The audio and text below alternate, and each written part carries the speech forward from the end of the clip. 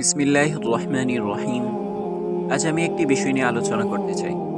এমন একটি বিষয় নিয়ে যেটা আনন্দের নামে প্রতি বছর আমাদের সমাজে কান্না, আতঙ্ক ও শোক ডেকে আনে। সেটি হলো তথাকথিত 31st নাইট।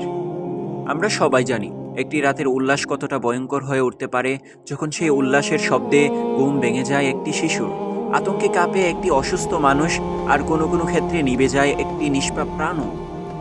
প্রতি বছর আমরা দেখি আতশবাজি, বিভিন্ন বিকট শব্দে শিশুদের শ্বাসকষ্ট হয়, বৃদ্ধদের অবস্থা গুরুতর হয়ে পড়ে। গণমাধ্যমে প্রকাশিত হয়েছে যে এই শব্দের আতঙ্কে অসুস্থ হয়ে শিশু মৃত্যুর ঘটনাও ঘটেছে। প্রশ্ন হলো, একটি রাতের আনন্দকে একটি শিশুর জীবনের চেয়েও মূল্য হতে পারে? 31st নাইটের নামে শুধু শব্দ দূষণ নয়, ঘটে দুর্ঘটনা, নেশা, অশ্লীলতা, আইন শৃঙ্খলার অবনতি। তরুণরা ছাদে উঠে ঝুঁকিপূর্ণভাবে উদযাপন করে, কেউ ছাদ থেকে পড়ে প্রাণ হারায়, কেউ সড়ক দুর্ঘটনায় মারা যায়। এসব কি আমরা চাই? এই রাতের আতঙ্ক শুধু মানুষের মধ্যেই সীমাবদ্ধ নয়, পাখি, পশু, নিরীহ প্রাণীরাও আতশবাজির বিকট শব্দে দিশেহারা হয়ে পড়ে। অনেক পাখি আকাশ থেকে পড়ে যায়, এ যেন এক নীরব হত্যাযজ্ঞ। প্রশাসন প্রতি বছর নিষেধাজ্ঞা দেয়, আইন শৃঙ্খলা বাহিনী সতর্ক করে, তবুও আমরা সচেতন হই না।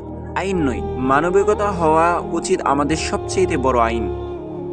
আমি আজ প্রশ্ন রেখে যেতে চাই, একটি রাতের উল্লাসের জন্য যদি একটি মা তার সন্তানকে হারায়, একটি পরিবার যদি সারা জীবনের কান্নাই বয়ে বেড়ায়, তাহলে সেই উল্লাসের মূল্য কি?